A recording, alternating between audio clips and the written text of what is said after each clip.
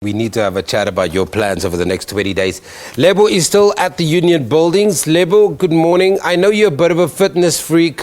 What are we going to do about Phil's plans to get fat over the next 20 days?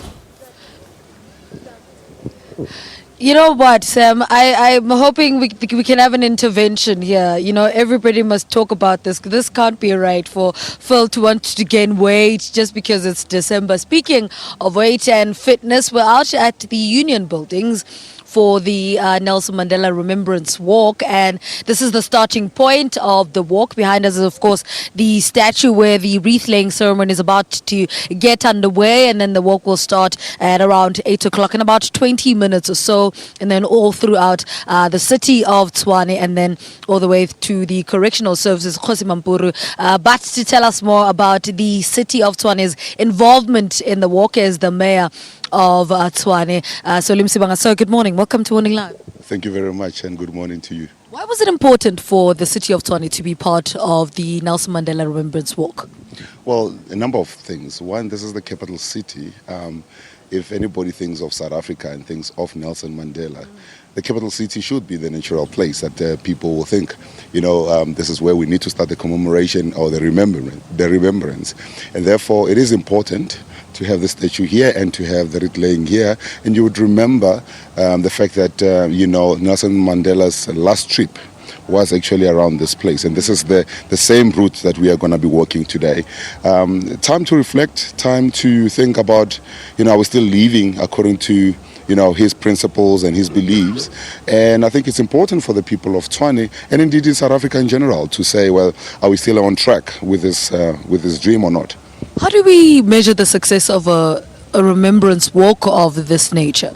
Well, I think one of the things that we need to do is we need to start asking ourselves, how many of our disadvantaged communities really now get their lives improved? That's the only way we can then say we have really made strides in living the Nelson Mandela's dream. If we are able to then say we have reduced the number of those that are vulnerable, and we have really put a lot of people on a path that self-sustaining, then we can say we've really lived the dream. I mean, he said that let there be salt, there be bread for everybody, and it's up to us, especially those who are in a position of power, to ensure that we uplift those who are less fortunate and those who are finding themselves vulnerable right now. We just celebrated the 16 days of women or against women and children abuse. How many of our sisters and little ones are still suffering, right now? And this is something that was very, very close to Mandela's heart, to say, well, not against the children, not against women.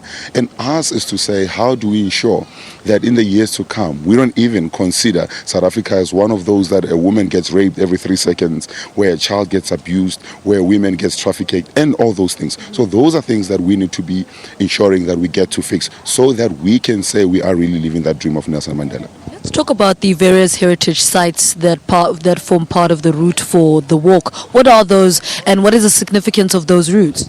Well, look, I mean, one that I wish we could have covered is the old synagogue where Nelson Mandela was trialed. It's on Paul Kruger Street. It's one of those that I would wish that we could actually pass through, because I think it has a lot of significant meaning to the people of South Africa, and to really tell what the struggle was all about, because that was one place where black, white, Indian, colored were trialed for a crime against humanity, and then I think it would have been prudent for us to even include that, and I'm going to propose that for next year's walk, that we actually include that. But we will go to Kosimampuru. You would know that is one of the place that in the olden days was a place of the gallows, where a lot of our brothers and sisters got hanged for what they believed in, Solomon Mahlangu being one of those people. So it has significant meaning that we will be walking towards that. You will be also passing or adjacent to the Freedom Park, which really has a significant meaning to everybody who who's a South African and actually an African, because it talks of the struggle of us as the people of South Africa, black, white, Indian, colored, you know, who really had to lay down their lives so that we could enjoy the freedom that we have. But across that, you have the Voortrekker Monument. So I'm saying, you know, it represents two, you know, parallel regimes that if you are, you know, somebody who understands history, you will know where we come from, but where we want to go. And you need to combine all of that and say, how do we then move forward? And I think Nelson Mandela was trying, by all means, to bridge that. All right, Mayor, thank you so much. Thank you very much, ma'am.